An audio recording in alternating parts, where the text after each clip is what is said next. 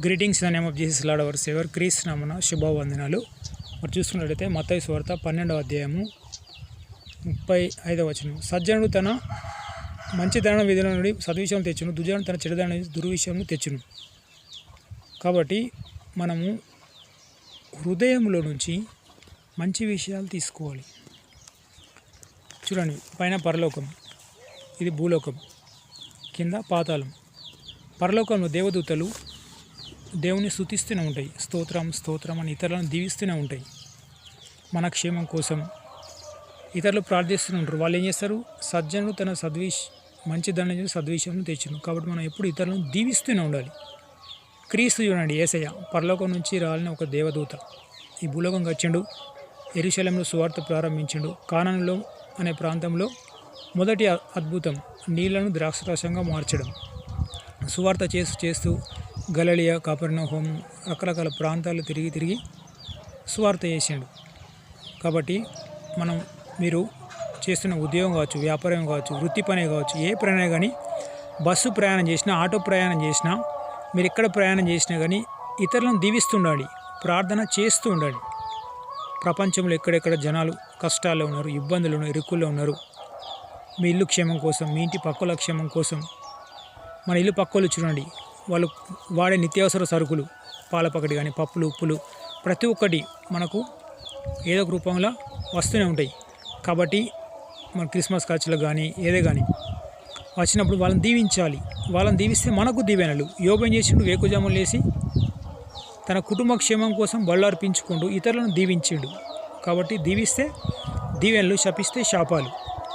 So మీరు ఆధ్యాత్మికం, ఏ మతమైనా, ఏ కులమైనా, మీరు ఏ ప్రాంతంలో ఉన్నా, ఎక్కడున్నా, కష్టాల్లో ఉన్నా, ఇబ్బందులు ఉన్నా, ఇరుకుల్లో ఉన్నా, ఖచ్చితంగా వారంలో 2 రోజుల నుంచి 5 రోజుల వరకు ఉపవాసము, పని రోజులో చేసిన రోజు ఆహారం భుజించవచ్చు.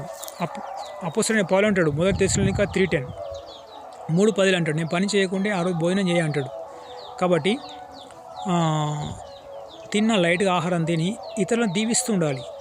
చూడండి, ఒక గృహం నుంచి ఒక గృహం ఇద్దరి మధ్య గొడవలు తలెత్తుతాయి.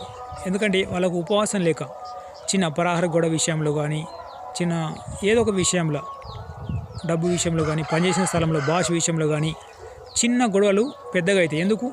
ఉపవాసం లేక, ప్రార్థన లేక, ఇతరులకు దాన ధర్మాలు చేయలేకని. ఈ 3 విషయాలు ఉన్నాయనుకోండి, మనం ఇంకా ఆశీర్వదించబడతాం.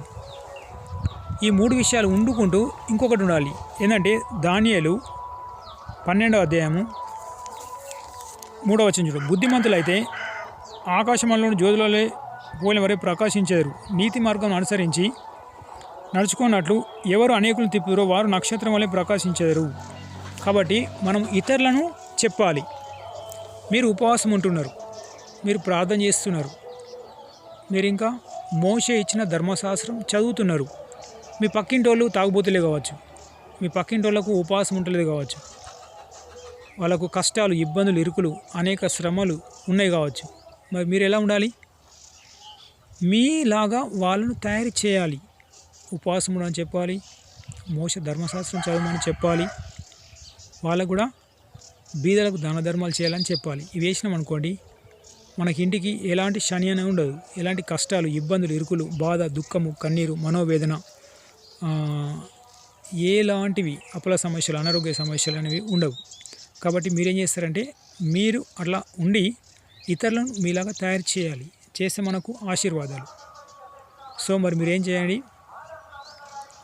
కీర్తన మొదటి దాడే చెప్తాడు, ఆలోచనలో పరిశుద్ధత ఉండాలి, దుష్టుల ఆలోచన చెప్పడం నడవక.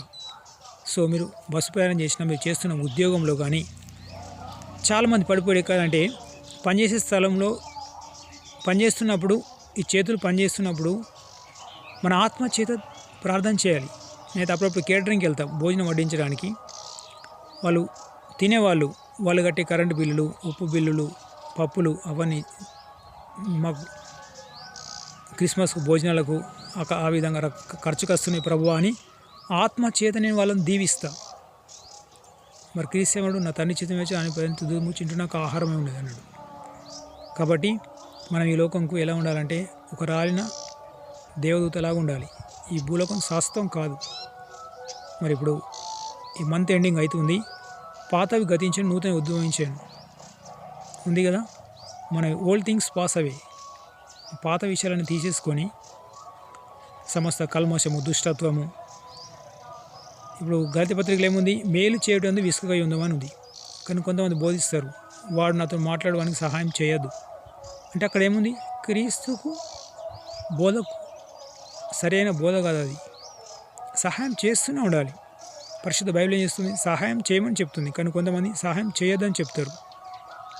ఈ మోసపు ఆజ్ఞలు ఉన్నాయి కదా, ఆజ్ఞలలో సాధారణ దృష్టి అపవాది ఏ ఒక్క ఆజ్ఞలో మోసగిస్తారో తెలియదు. కాబట్టి మరి మిమ్మల్ని పరిశుద్ధపరచుకోండి, ఇక్కడ నుంచి ఫలించండి. God bless you, have a nice day. So ఫలించండి, ఇతరులను దీవించండి. మరి నా కుటుంబ క్షేమం కోసం కూడా ప్రార్థన చేయండి. మరి ఎన్ని రోజులు ఉపవాసాలు ఉన్నాయని చేసినా కానీ మా నాన్నగారి పేరు రాజం, తమ్ముని పేరు మోహన్, జమున, గుగ్గిళ్ళ తిరుపతి, లక్ష్మి, మనోజ్, శ్రీవాణి, మల్లేశం, దేవక్క, గంగు, లత, వీళ్ళ గురించి మీ వ్యక్తిగత ప్రార్థనలో జ్ఞాపకం చేసుకోండి. మేము మీ గురించి, మీ కుటుంబ క్షేమం గురించి, మీ పరిచయ క్షేమం గురించి ప్రార్థిస్తున్నాను. This is my humble request, not order. నా యొక్క దయచేసి మేము కోరుకునేది ఒకటే, ఎందుకంటే ఒక ఆత్మ నడిపించాలంటే క్రీస్తు వద్దకు చాలా సంవత్సరాలు ప్రార్థన చేయాలి. ఎందుకంటే భయంకరమైన విగ్రహారాధన శోధనలో ఉన్నారు. Believe in Christ and doing Idol worship, రెండు తలంపులు. ఇటు క్రీస్తుని అంగీకరిస్తారు, మళ్ళీ విగ్రహారాధన చేస్తారు. సో వాళ్ళు heartfully they will come to Jesus feet because of your prayers and my prayers. మీ ప్రార్థన, నా ప్రార్థన వల్ల వాళ్ళు హృదయపూర్వకంగా క్రీస్తు పాదాల చిందకు వచ్చేటట్లు ప్రార్థనలో జ్ఞాపకం చేసుకోండి. Okay, God bless you, have a nice day. Praise the lord.